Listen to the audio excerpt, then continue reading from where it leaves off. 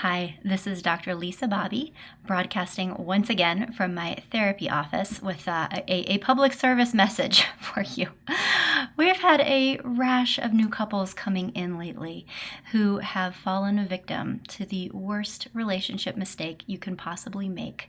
And I wanted to just broadcast a message for anybody who can hear it so that you don't have to go through the same kind of trauma and struggle that some of these clients we're seeing lately are having to go through. Here's the biggest relationship mistake you can make: avoidance. Avoiding problems in your relationship, not listening to your partner when they're trying to tell you how they feel and that something is really important to them. If you get defensive or deny what they're saying or minimize that it's really a problem, you create what's called an empathic failure.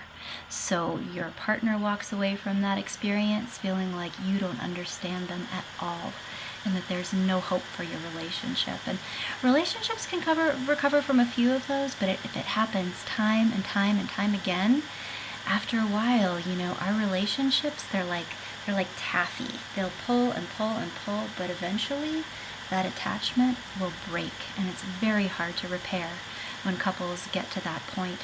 So I'm recording this just to encourage you that if things are feeling a little bit weird, address it.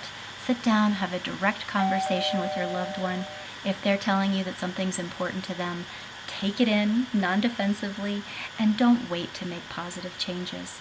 Try, because you might not have as much time as you think that you do. And I know that that's a really scary thing to say, but our relationships, it's a merit-based system, It's not like our parents where they kind of had to love us.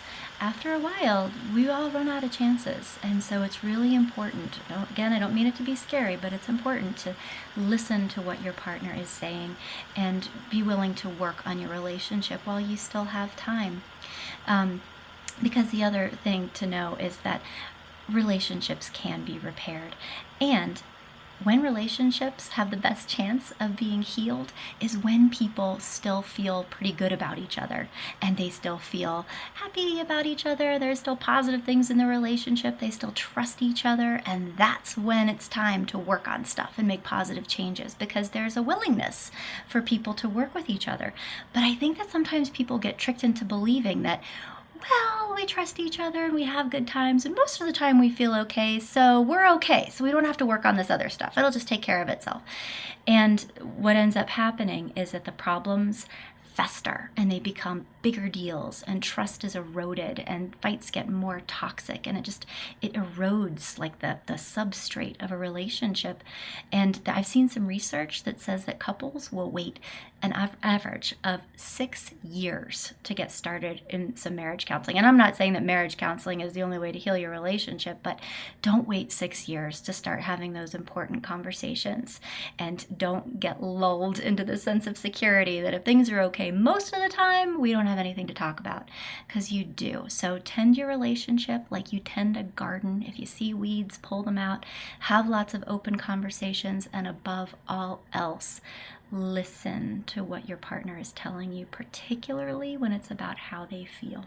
If you can do that and help your partner understand that you are getting them, you're hearing them, and you care about what they're saying, you guys will be able to make it through anything.